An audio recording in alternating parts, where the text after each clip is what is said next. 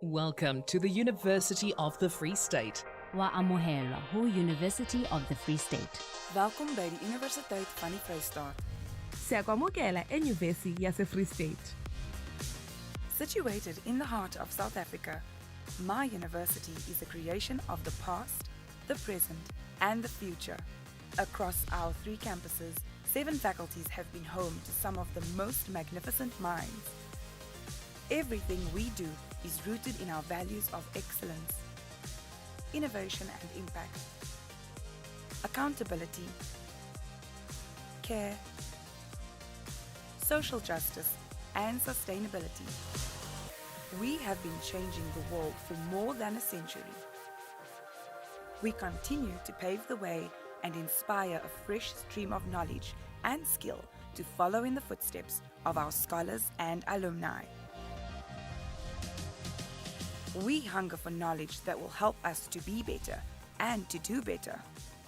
Our facilities encourage excellence, pulling us towards the light of new insight and ways of applying what we know.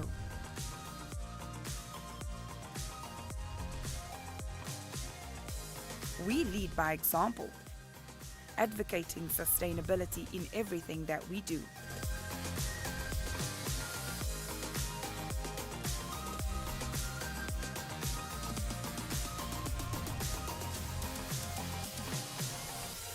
While we are making a current impact, we are also steering towards the future with the knowledge and skills we need to take the lead.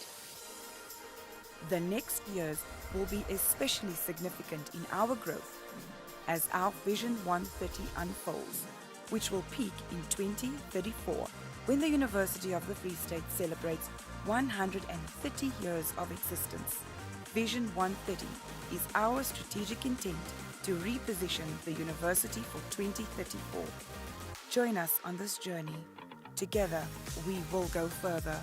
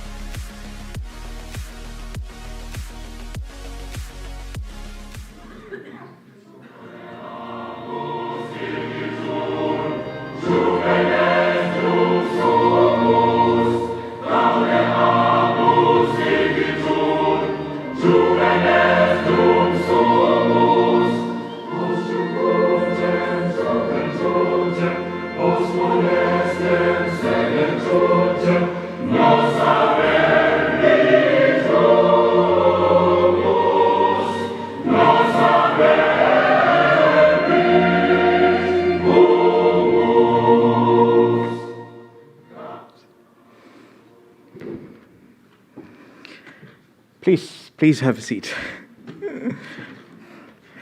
A special word of welcome to our distinguished inaugural lecturer, Professor Sam Adelabu, who is also the Vice Dean in the Faculty of Natural and Agricultural Sciences with a very important portfolio of research, postgraduate studies, and internationalization.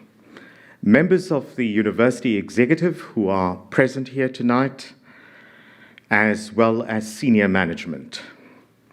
The Dean of the Faculty of Natural and Agricultural Sciences, Professor Paul Oberholster, as well as the former Dean, who I see in the audience, Professor Dani Vermeulen, welcome. Head of the department in which Professor Sam Adelabu is located, Dr. Andreaan van der Walt, colleagues from the Natural and Agricultural Sciences and other faculties. And all protocol observed, but I also want to especially single out the family, friends, and colleagues of Professor Adelabu who are either in the audience or also online with us tonight. And a special welcome to somebody who's central to your life, Prof. Adelabu, that is your wife, Dr. Delight Adelabu, who's online, as well as two other very special people in your life. We must always acknowledge them. That's your son and your daughter. And let's start with the woman first. She's probably older, I suspect, but I don't know. But be that as it may, it's Debbie, his daughter, as well as David, his son. And we also give thanks to your parents, the Honorable Mrs. Adelabu, as well as Mr. and Mrs. Pondle. I think it's from the other side. I suspected so. And we give acknowledgement to Pastor Timothy Ajiboye from the RCCG, who's present in the audience, I believe, as well as members of the RCCG in Bloemfontein, some who are present in the audience as well as some online, family and colleagues from really the global world, and we give thanks to them from Nigeria, from the United States, from Botswana, from Australia, from Canada, and the United Kingdom, as well as other countries, I'm told, as well as former and present supervisors, the hosts, classmates, students, and colleagues. I think you have a whole audience behind you here tonight. So let me start out by saying good evening to everyone. It was all the protocol of naming the people who are very important, who are present both physically and online.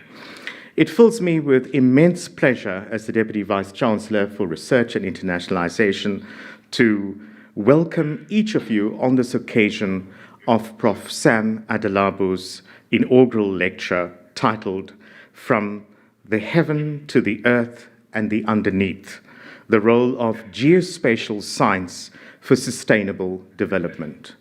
It's a topic, I think, with a spiritual as well as a geospatial message, and I'm very curious to hear what he has to say. I'd also like to acknowledge the colleague from KwaZulu-Natal, Professor Eliza Leroux, who's also with us. I managed to catch a glimpse, so we acknowledge that. And thank you for driving all the way from KwaZulu-Natal to be with us here.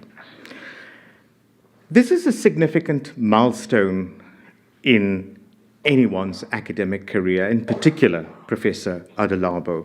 So I really wish to say congratulations on behalf of the executive of the university, because a promotion comes not as a free meal. It's a recognition of your talent, your stature, and your contributions to the university on becoming a full professor at the University of the Free State. So I think that deserves a congratulations.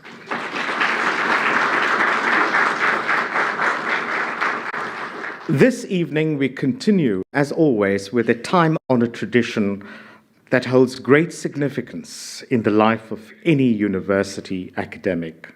For an academic, the inaugural is a profound landmark event in their careers. It is a tradition where inaugural lectures are more than just personal milestones for an individual. An inaugural lecture is not just simply a rite of passage. It is a declaration in some ways. It is where a scholar steps forward, not just to share knowledge, but to share their ideas, their thinking, and their purpose. It's a moment to reflect on their journey, to illuminate the path forward, and to say, here is the work that I'm doing, not done, because you'll get to know what I mean with the use of language. Here is why I'm doing the kind of work that I'm engaging in, and here is how we move forward together, because research might seem to be an individualistic enterprise, but it is fundamentally a collective journey. It is a scholarship with a soul, with a vision, and with a voice, and we'll hear the lecturer speaking to us tonight. So, as I said, this is a significant event that provides our university community with an opportunity to engage, to hear what happens in other disciplines, because this is also a significant moment because it is the first inaugural lecture for 2025, and we have, I think, about 20 lined up if we can work it out in our diaries. And it's an occasion for the university community to be exposed to the rich diversity of ideas that our colleagues, through their research and their deep work and thinking, present from across a diverse range of fields. It is an achievement that reflects perseverance, intellectual rigor, and the inaugural lecturer's body of work is ongoing for its purpose and its impact on the scholarly world. When we say the body of work, a life's work, we mean, Professor Sam, that there still remains much more for you to be undertaking. As a young scholar, you are someone who is beginning that very important journey where you're professing your discipline and also the body of knowledge. So, in many ways, a professor's job is unfinished business. And we at the University of the Free State are really deeply committed.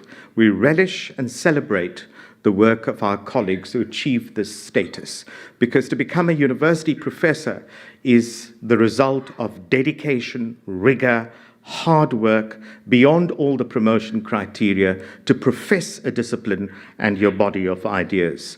And we are proud of that achievement, and it's, of course, work that resonates deeply with the challenges of our time, particularly the wicked problems that besiege us, that you address.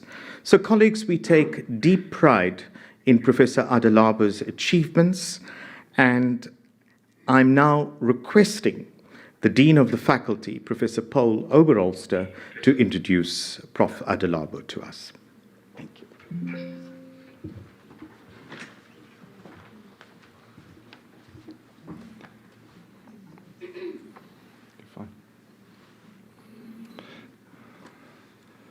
Dear colleagues, friends, and the family of Prof. Sam, it's a privilege to introduce Professor Samuel Adelabu, a distinguished academic whose journey from Nigeria to becoming a leading figure in African geospatial science is both inspirational and impactful. Prof. Adelabu began his academic path with a BSc in Meteorology at the Federal University of Technology, Akure, followed by MSc in Environmental Science from the University of Botswana, and a PhD in Geography with a focus on remote sensing from the University of KwaZulu-Natal. His early research on ecological monitoring using satellite data laid the groundwork for what has become a remarkable and influential career. Since joining the University of the Free State in 2014, Prof. Adelabu has progressed through the academic ranks to his current role as Professor of Geography and Vice Dean for Research and Postgraduate Studies in the Faculty of NAS. He founded the Earth Observation Unit and played a key role in the Afro-Montane Research Unit, leading high-impact research on land cover changes, climate variability, and environmental resilience, particularly in southern African mountainous regions. With over 90 peer-reviewed publications, international collaborations, and a well-regarded academic volume to his name, Prof. Adelabu is recognized as a thought leader who continues to elevate the university's research profile both locally and globally.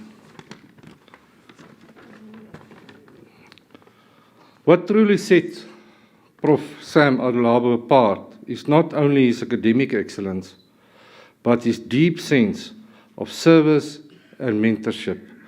A committed supervisor, a trainer, he has shaped the careers of many emerging scientists across Africa, while promoting open science and accessibility to geospatial tools.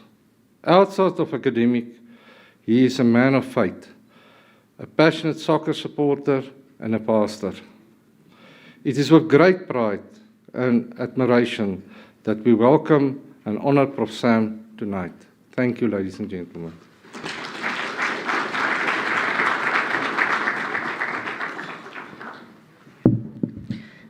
Thank you, Dean. Thank you, DVC. Good evening. Thank you, my HOD. I don't know where to start, but I'll start somewhere because it's a difficult thing to give an inaugural lecture after the newly installed VC have given a lecture. But I will try and do justice to give room for what I have been experiencing over some few decades ago, and tried as much as possible to map the way forward. I am profoundly grateful that I stand before you today to deliver my inaugural lecture as a professor of geospatial science in the Faculty of Natural and Agricultural Science at the University of the Free State. So while I was preparing for this lecture, I felt that where should I start from? And I thought that maybe I should reintroduce myself to you. And so that's the first thing that I'm going to do. This evening, I will reintroduce myself to you. And then in reintroducing myself to you, you will understand the reason why I pursued what I am doing. Like the dean said, I got my BSc at the Federal University of Technology in Akure in Nigeria from 2001 to 2006 in a discipline called Meteorology. And during that period, my final year project focused on optical characteristics of West African dust haze, which then began to shape my view into understanding of how atmospheric phenomena could be observed and analyzed. So this interest in environmental systems led me to the University of Botswana in Gaborone, where I pursued a master's degree in environmental science from 2008 to 2010.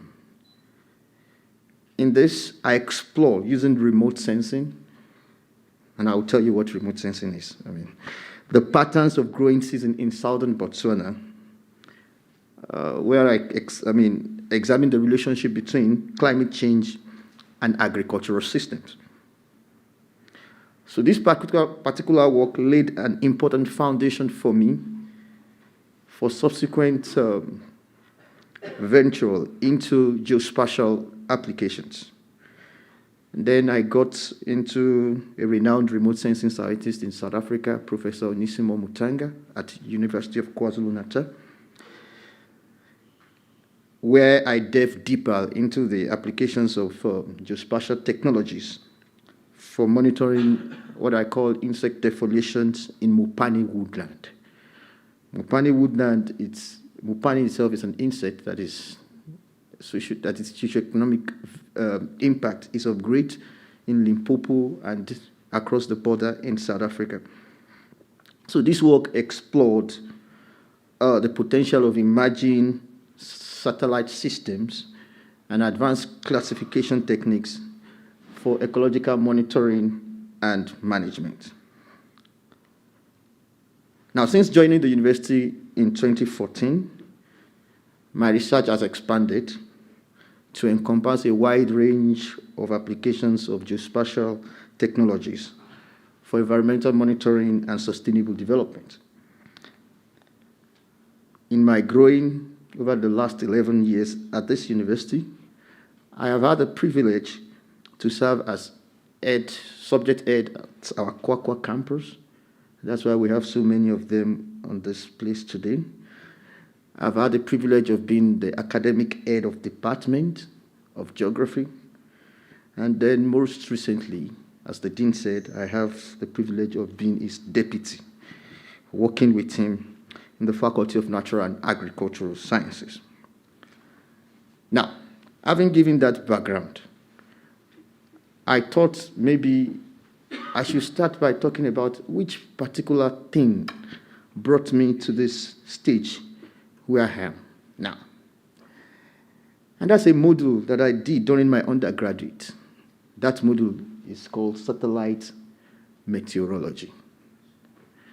So, that module began to influence my thinking that it is possible to actually look, see, check, observe, and analyze secrets without necessarily being in contact with it. It makes me to understand that there are some things that is above, that is checking us, and yet we might not know this. So something interesting was coming up with me. And you will recollect that during that period, that's about 2 decades, more than 2 decades ago, we begin to see the impact of satellites in every of our daily activities. For instance, we saw how the United States of America begin to use satellite to view things that are happening in Iran and Iraq.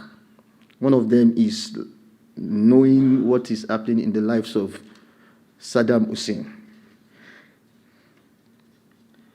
So then, strangely, I don't know whether it's strangely or fortunately, I'm a soccer fan. And being a soccer fan, those people who knows me, I support Chelsea Football Club. So any other team, it's an enemy to me.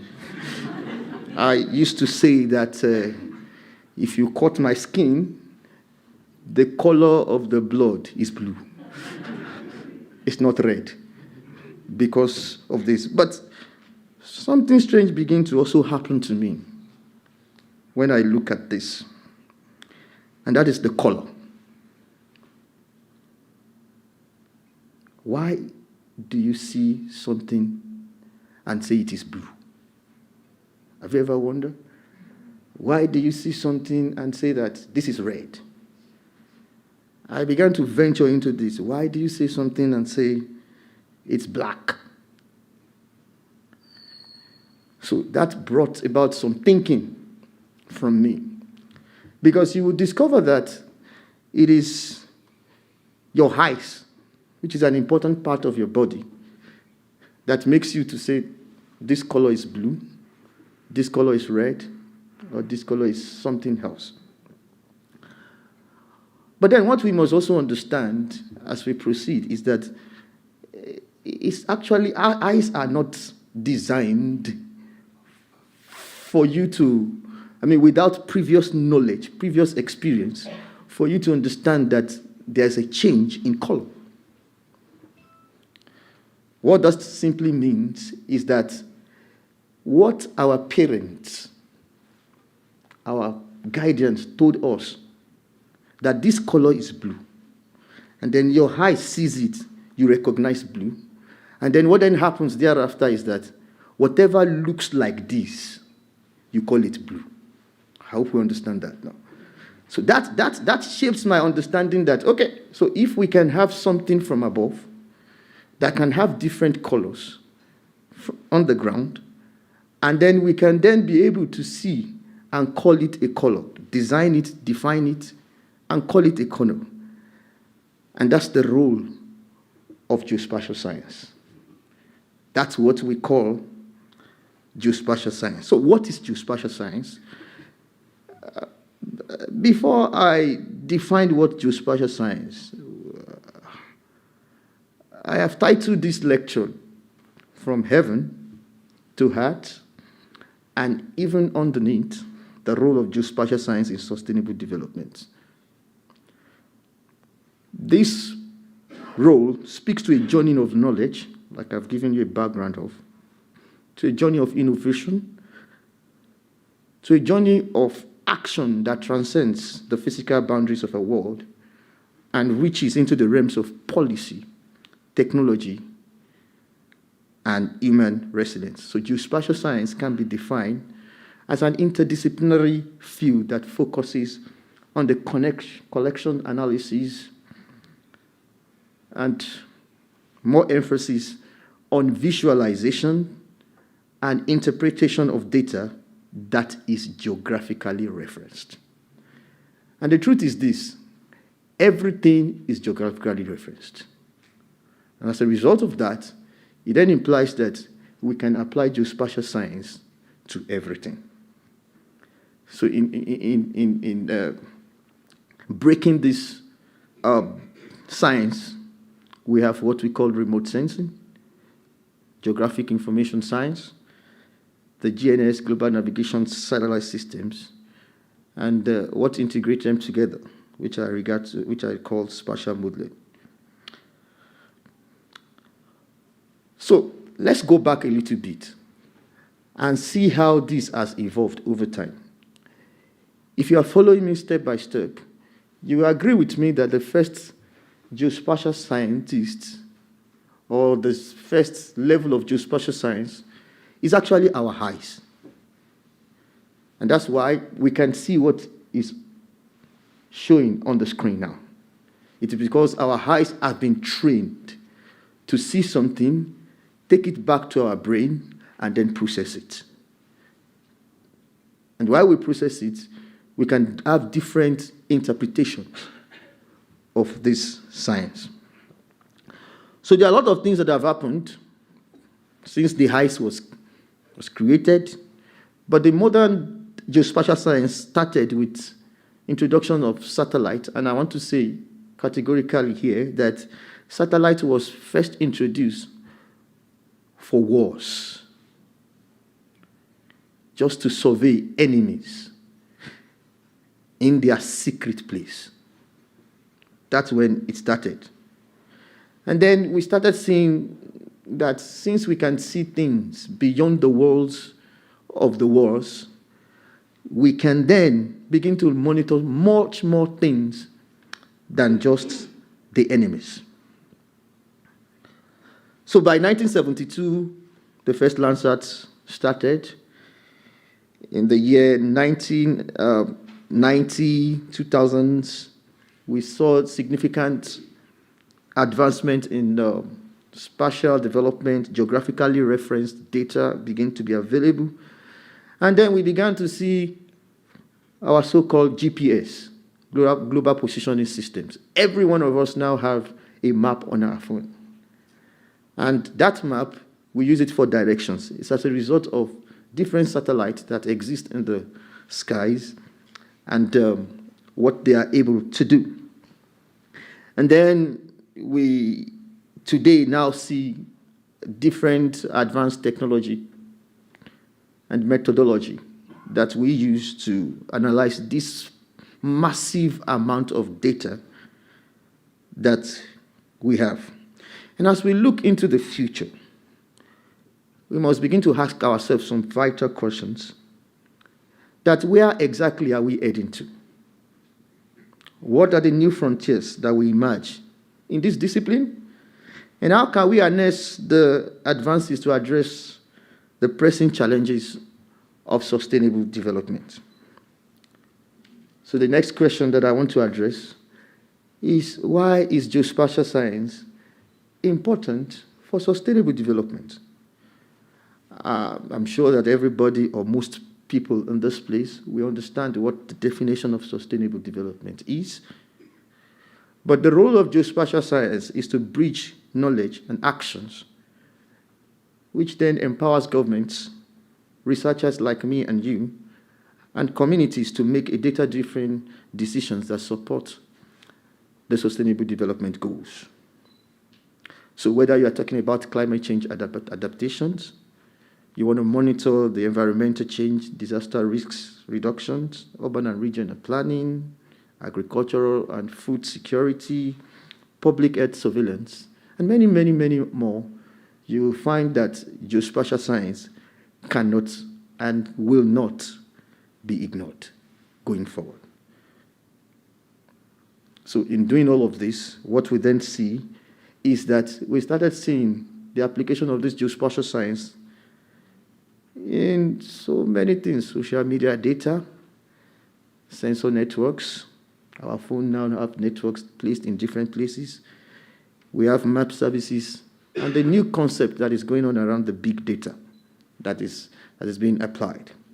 So what I'm going to do now is to begin to now diffuse why I choose the word from heaven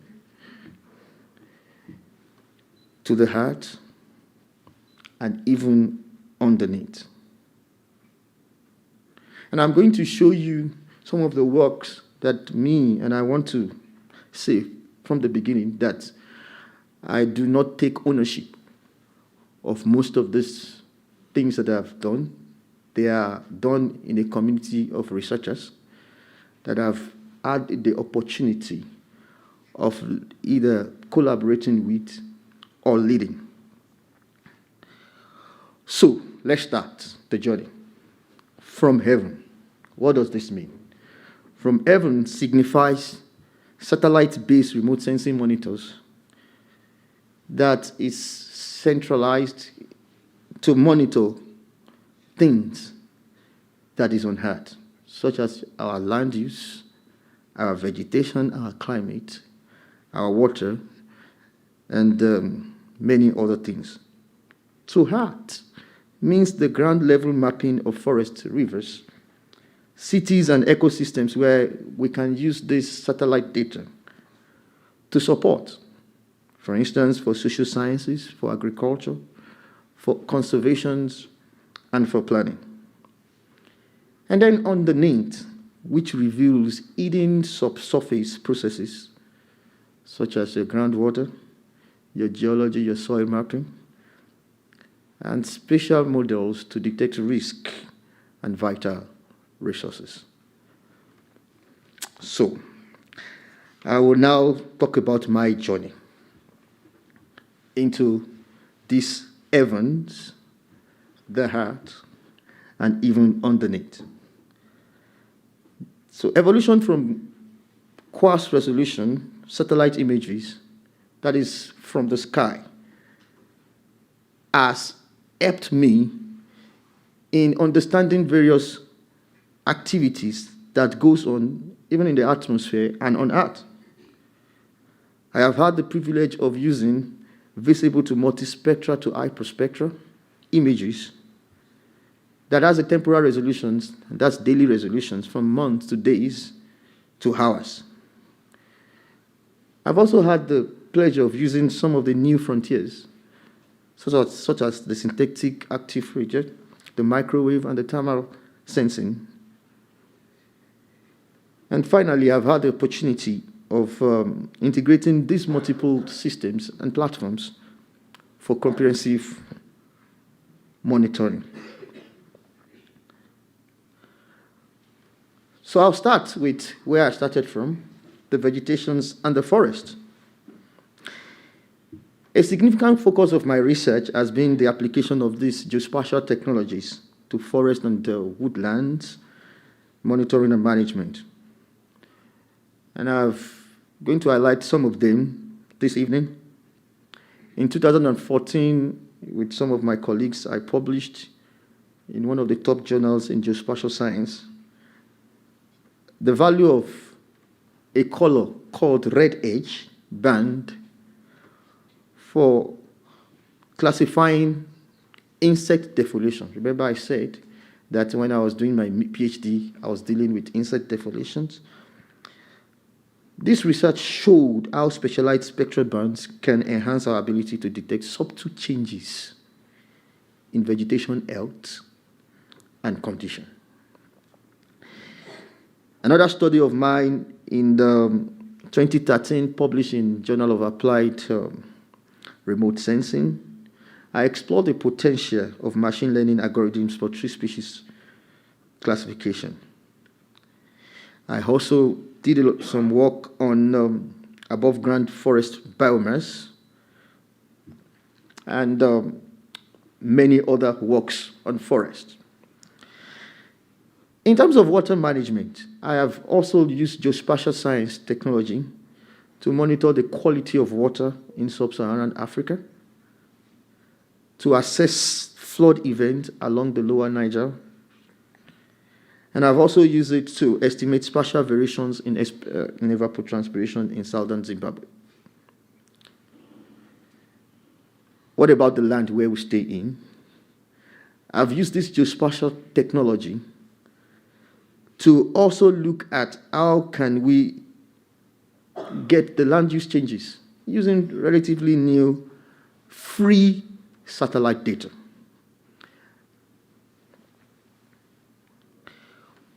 In terms of agricultural sustainability and rangeland resilience, I've done a lot of work on this. Like I said, I did a review of remote sensing of above forest biomass to monitor, using this geospatial technology. And that is with the mind that I want to advance precision agriculture and rangeland monitoring, wildfire risk, evapotranspirations, and vegetation via early adoption of what we now know in our own field as artificial intelligence of geospatial science.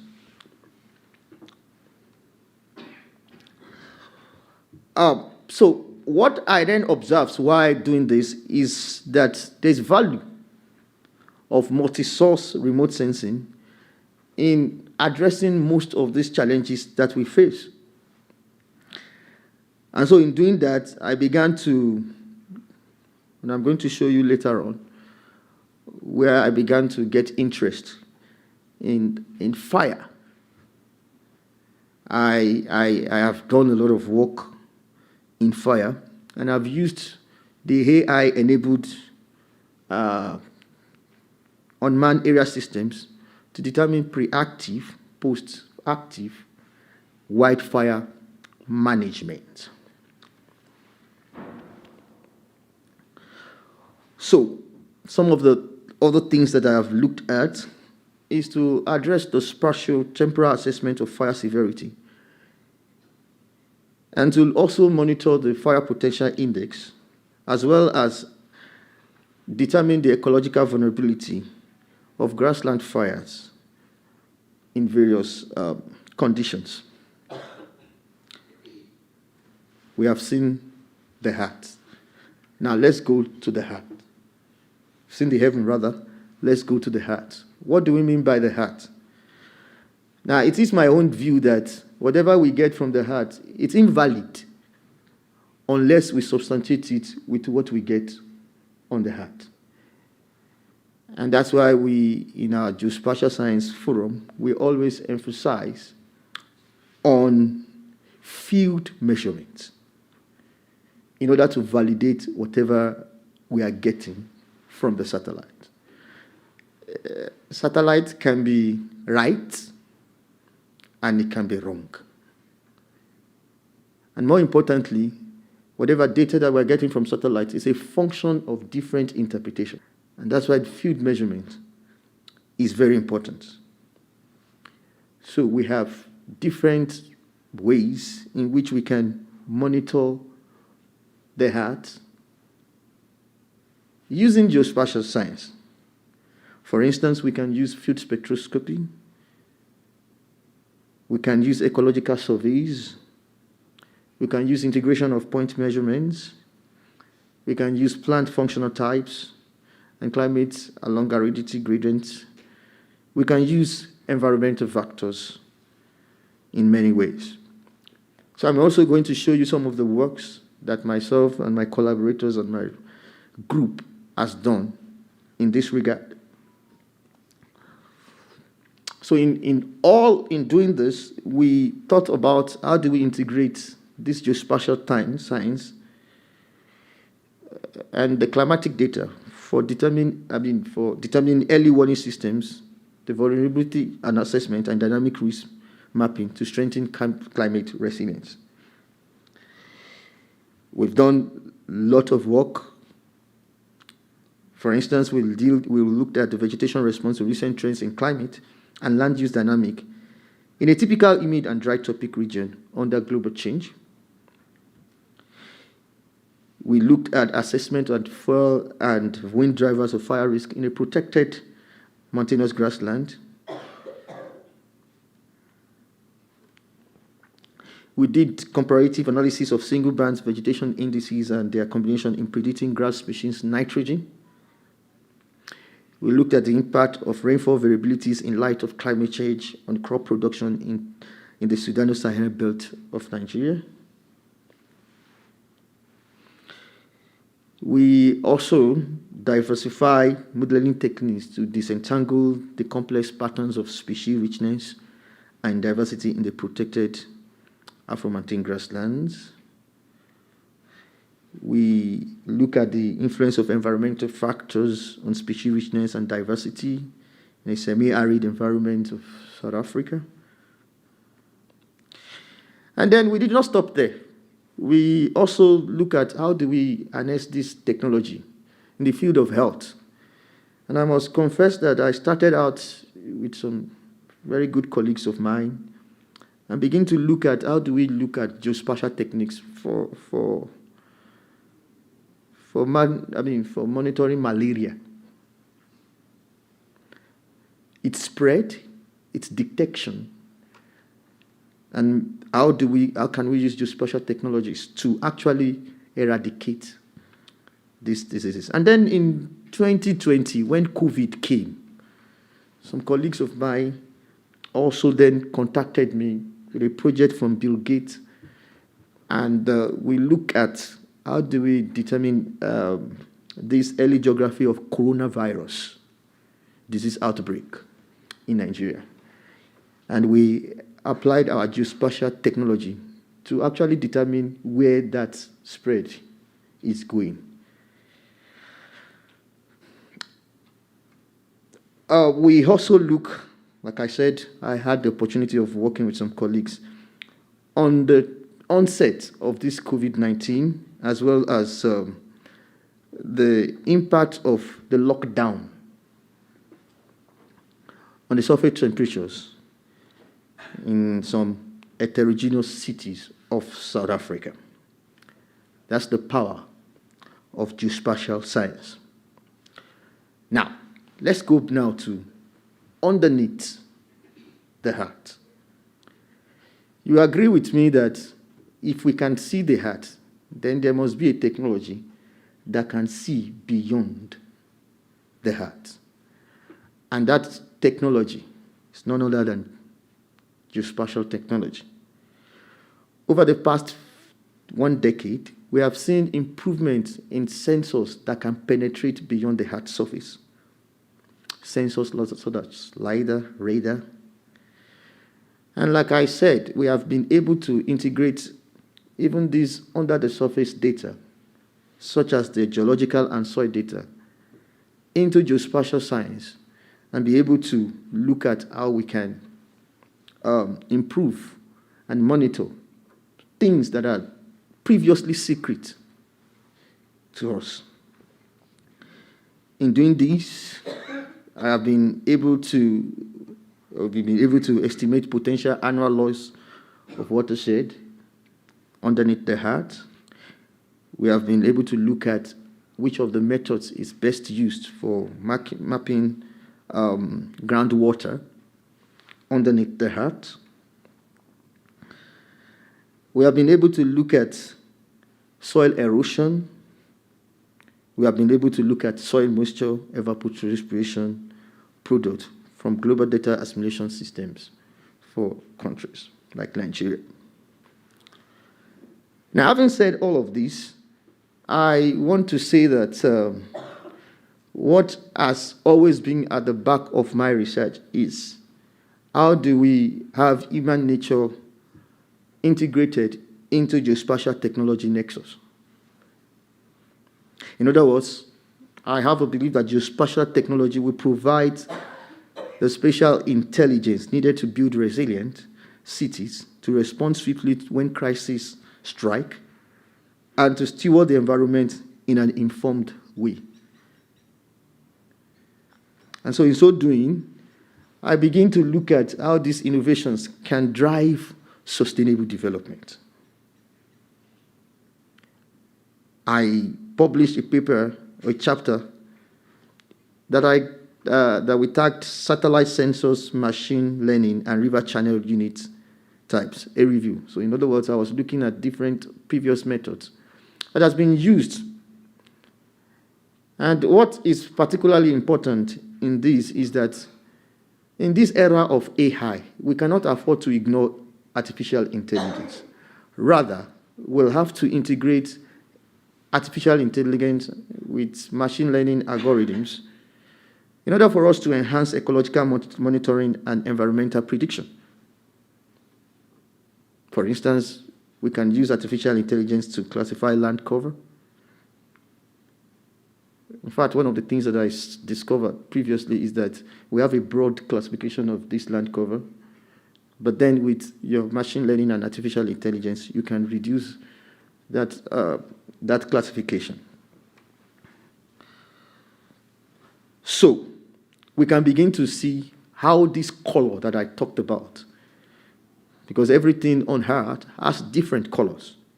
How do we interpret this color in terms of this artificial intelligence? And how do we use it for natural resource management? As well as how do we use this technology integrated with artificial intelligence and machine learning to determine some of the important things that we'll need for the sustainable development of our environment. For instance, we looked at how do we determine urban change detections using the Google Earth engine, which I know some of us might be familiar with. One of the things that also shaped my thinking is how do we support this sustainable development by enhancing resource efficiency? And I emphasize resource efficiency because the resources that we have nowadays is actually not going to be enough for us in the near future. So how do we use this geospatial technology to enhance resource efficiency, to enable precise predictions of agricultural activities, to advance renewable energy, to improve urban systems and facilitate climate resilience through tools like our remote sensing? My Vice Dean for Agriculture is here, Johan. He has been telling us all the time that we must be smart. We must do smart agriculture. And the role of smart agriculture cannot be done except we use this geospatial technology. You see, we must understand that in modern farming, you need to be precise. You need to know which exact spot a disease is, which plant before it begins to spread. And so some of the things that we have done on that is to look at remote sensing applications in agriculture, health, and environmental sciences. We look at how do we monitor land surface phenology from Botswana from satellite observations. All right, so there was no way that I'm going to conclude this inaugural lecture without talking from where it started from. And that is where I have spent most of my research on, which is on protected areas and mountains. You see this small boy that you are seeing there on the screen? That office there is my,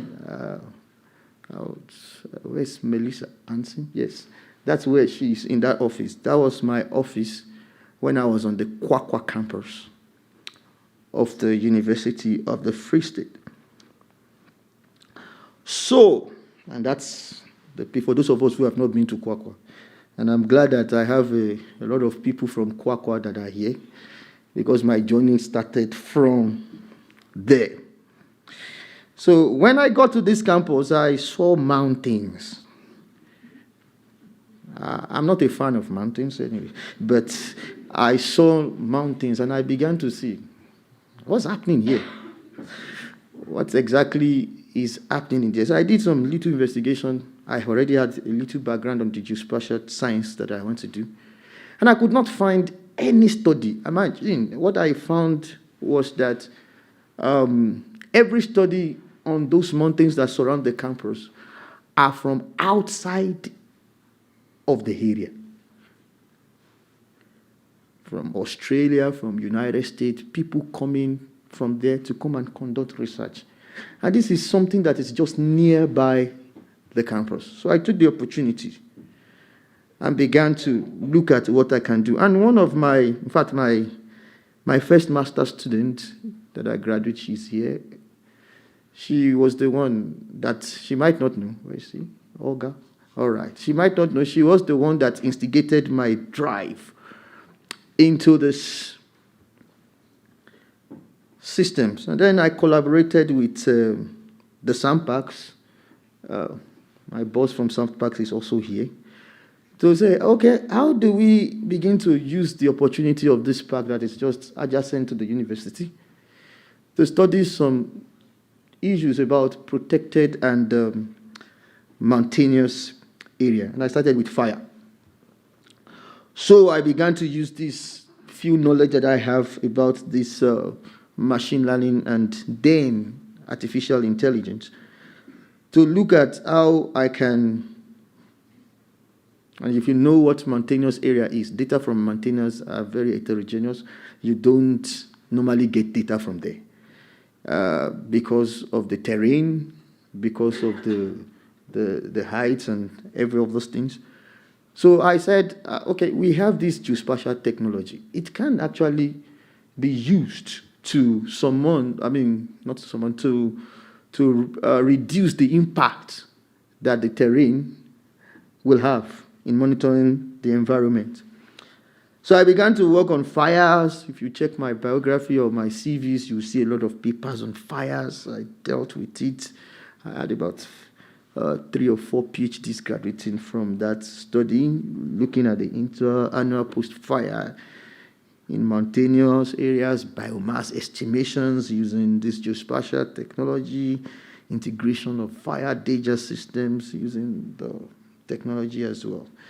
And everything concluded or resulted in this book that I published with some other editors in 2022 on what I've called the remote sensing of African mountains, geospatial tools towards sustainability. And if you have not seen this book, I don't know whether Alicia will allow me to market it, but you can go and get it on Amazon, on Take-A-Lot. It's a very good book that we have done. So, I'm rounding up now.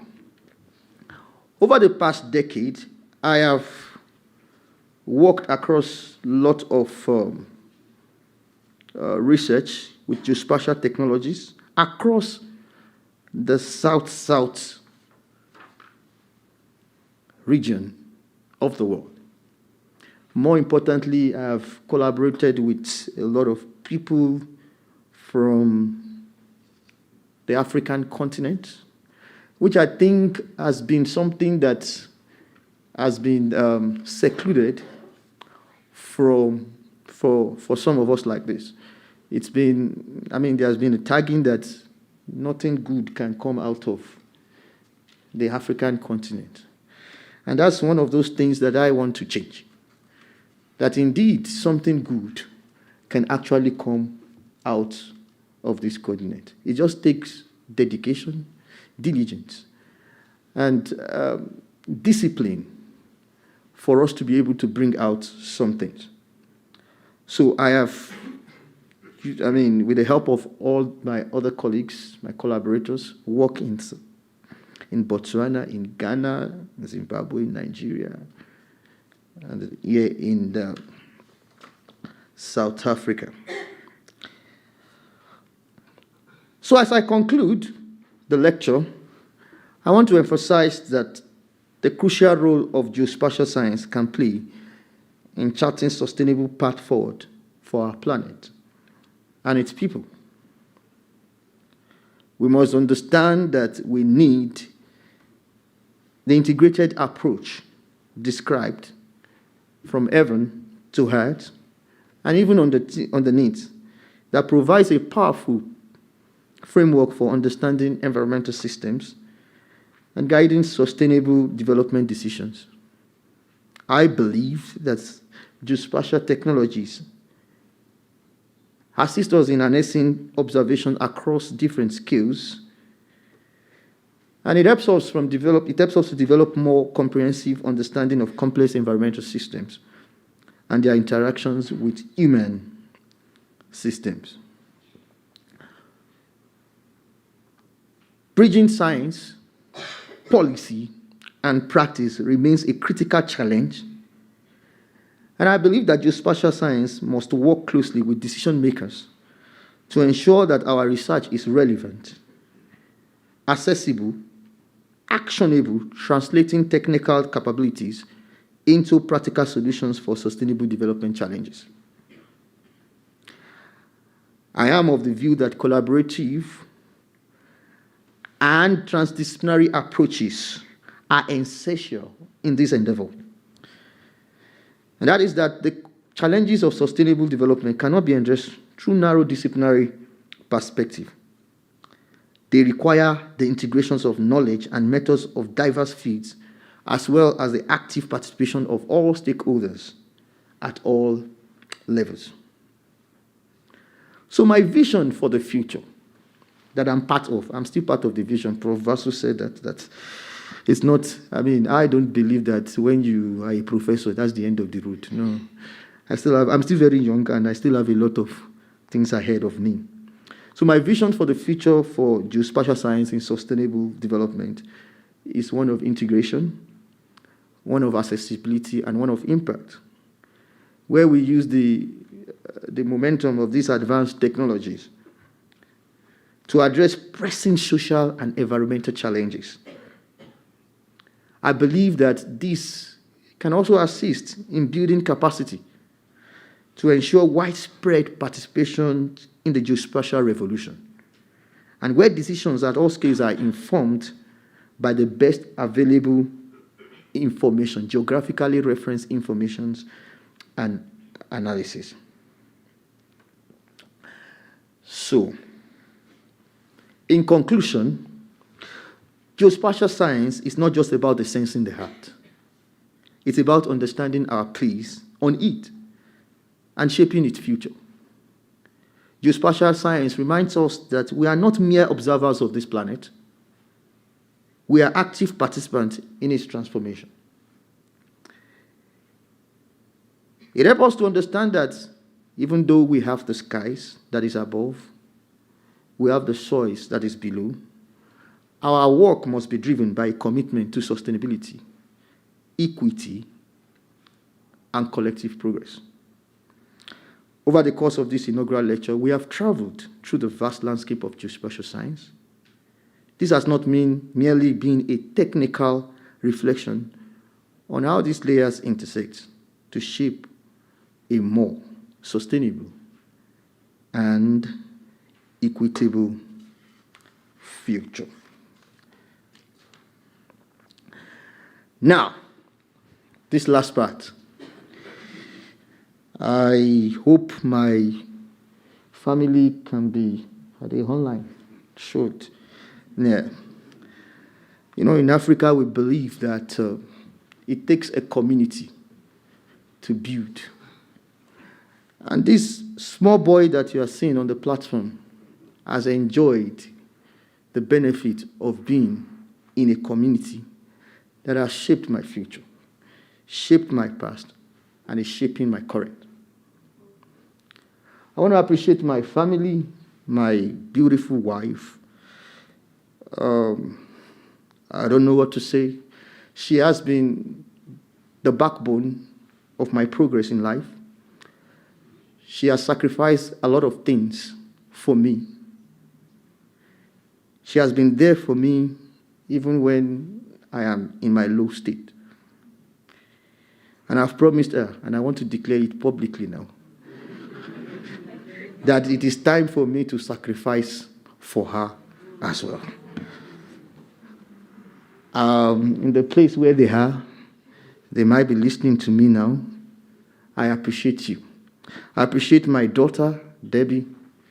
I appreciate my son, who I go home to, even when those challenges are faced at the work, and I still have to talk to them and encourage them. And I want to appreciate them. My daughter sent me a message this morning. Daddy, we wish to be here today, but we are with you. And I believe that they are with me. I want to appreciate my two communities. You see the small boy there as well. This is my family, my siblings, my parent and my parent-in-law. They are also online watching. I'm particularly grateful for my dad and my mom. I'm going to give a brief reasons why. Because I recollect that my mom wanted to have a doctorate degree. But as you know, because of family issues, she could not get there. And I hope that she's proud of me today, that I have been able to achieve that which she was unable to achieve. I also want to thank my dad because of the many sacrifices that she has done for me and my other siblings. Some people know that, some people who are very close to me knows that I lost a younger brother of mine some few years ago. And it has been very emotional for me to be the only boy in the house that the parents are looking up to. So I'm deeply grateful to all my other living siblings. I'm grateful to my parents-in-law, who have raised my wife to be a supporter, to play that sacrificial role. I'm highly, very grateful because if they have not given me my wife, I'm not sure I will be standing in front of you today. And I want to thank some of my students that have been particular in this journey with me. Some of them are here today. I am deeply grateful for believing in me. Many of them might not like me when I'm supervising them because I always try as much as possible to push them to the wall. It's they know it's 6 papers or nothing. So when they walk into my office, I want you to be my supervisor. I tell them the first thing is, we are going through publication route, and you are going to publish 6 papers before you graduate, and you have to finish within 3 years. How you are able to do that, leave that to me, but just accept that. But many of them might not know that they have shaped me. I do not do anything on my own. They have shaped me and they have shaped my knowledge of this geospatial science. So I appreciate each and every one of you. Thank you for that opportunity as well. I want to appreciate my supervisors. I've got 3 supervisors. I've mentioned some of them. Professor Ogunjobi was my undergraduate supervisor. Professor Ariola was my master's supervisor. And Professor Mutanga was my PhD supervisor. They have taught me things. I remember walking into Professor Mutanga's office the first time, and he telling me that you don't know anything. So I had to go and relearn, because I thought I was brilliant, but I wasn't at any time. I want to also appreciate my collaborative research colleagues across institutions in different countries of the world. Some of them are listening to me now. I appreciate you. We have walked through the journey together to where I am today. I want to appreciate my research students and team members. I've been graced to be opportune to mentor some postdoctoral fellows who has also contributed to the journey where I am today. I want to particularly also thank the funding bodies and institutional support. Particularly, I want to thank Afro Mountain Research Unit, because my first funding for research was given to me by them. I want to thank the executives. Somebody was saying yesterday that he has been able to witness 6 vice-chancellors in this university.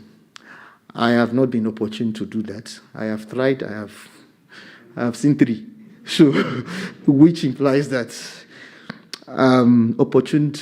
I want to thank all the vice-chancellor, Professor Jonathan Jansen, Professor Francis Peterson, and Professor Esther Klopper that I've worked with.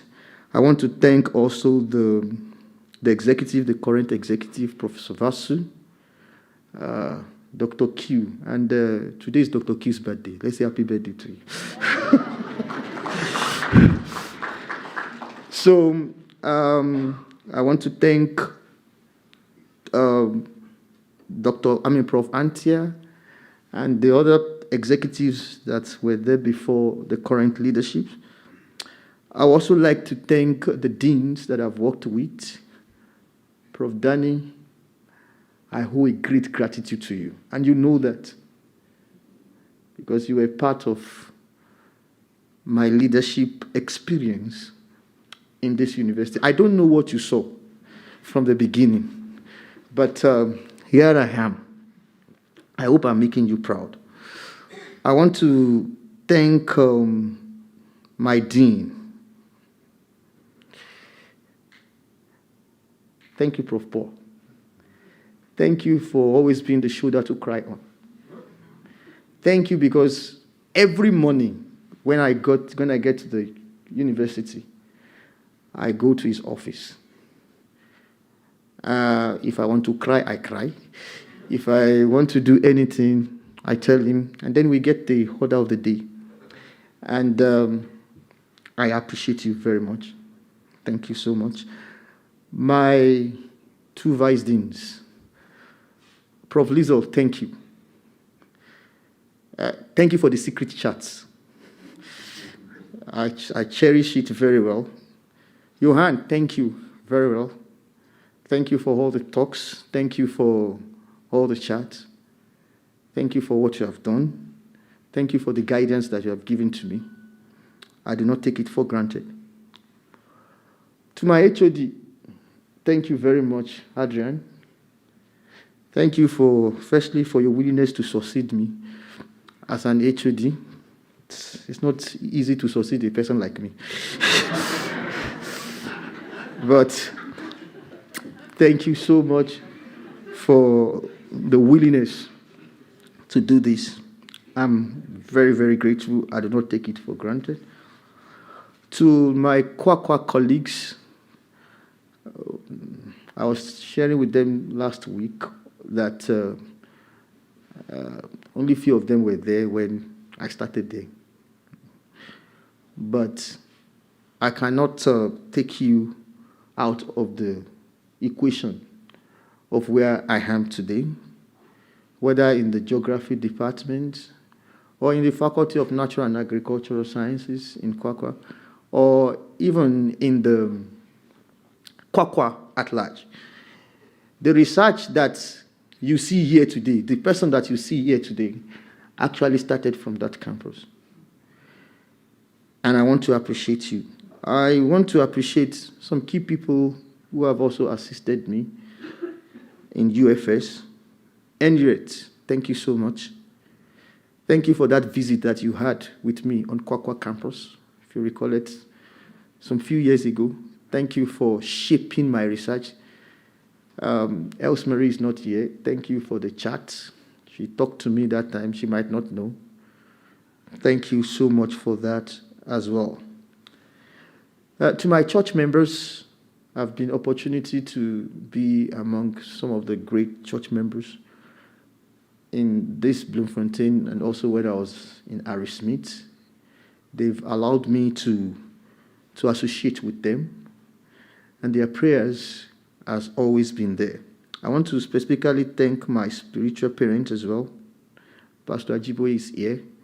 Thank you for your prayers, constant prayers. Thank you for all you have been doing. My regards to everybody in the nation and in the country of the Redeemed Christian Church of God. I would not end by not thanking my fellow vice deans. As I see them, at a point in time, in fact, not at a point in time, and Prof, maybe we must look at this now. I'm the only male among the females of all the vice deans for research and postgraduates in this university. And they have not allowed me to feel intimidated by their things. Thank you, Prof. Dean. Thank you from Zodi. Thank you, Prof. Nele. Prof. Joyce is not here. Prof. MMM. For those charts that we normally have to drive the research forward. And thank you, Prof. Vasu, for always wanting to meet us, to give us more rules, more works to be done. I'm deeply grateful. And I cannot conclude by not thanking my God, the one who has sustained me up to this moment, the one who has kept me. I usually quote the scripture, say, who is man? I put my name there. Who is Samuel, that thou art mindful of him?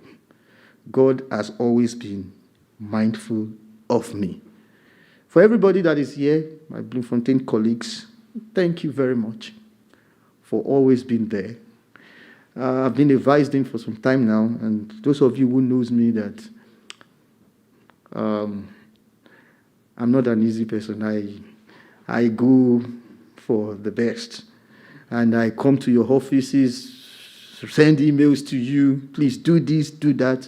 It's not that I'm wicked, but please pardon me if I have offended any one of you. I want to conclude by quoting another portion of the scripture. It states, I will lift up my eyes to the mountains. From where shall my help come from? My help comes from the Lord, who made the heaven and the earth. So while we are looking for solutions to some of our sustainable things, let's not forget that there's an eyes in the sky that is looking on the earth, and that has the ability to also look under the earth.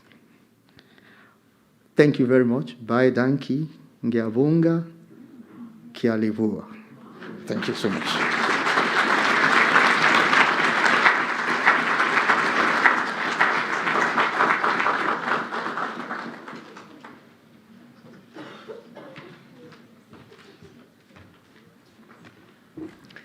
Good evening, Deputy Vice Chancellor, Dean, colleagues, students, and distinguished guests.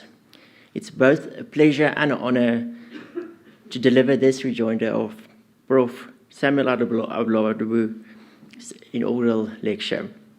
This evening we witnessed not only a celebration of academic achievement, but a compelling case for how remote sensing and geospatial applications is changing the way we see and shape our world. Professor Adelabu took us on a journey from the heights of satellites to the ground-level realities of land use and land cover change, agricultural stress, climate change, wildfires, and biodiversity loss. He showed us that remote sensing is not a distant or abstract science, but one deeply rooted in addressing urgent, real-world challenges. Far beyond a technological achievement, it is a powerful tool for resilience and informed decision-making, revealing what often goes unseen until it's too late. His work speaks directly to the pressing environmental and developmental issues facing South Africa, Africa, and the world. But beyond the science, we also witnessed the depth of mentor and leader. Through training and guidance, he's equipping the next generation with the tools and insight needed to carry this important work forward. Professor Adelabu, your lecture reminds us that remote sensing is not a science of that detachment, it's a science of connection. Connection between scales, between disciplines, and ultimately between knowledge and action. Congratulations on this well-deserved recognition. We look forward to the work that still lies ahead, from the heavens to the earth and underneath. Ladies and gentlemen, you are warmly invited to join us for tea and refreshments in the foyer. Please remain seated for a moment to allow Professor Adelabu to take a place at the door, where he will be ready to receive your congratulations. Thank you.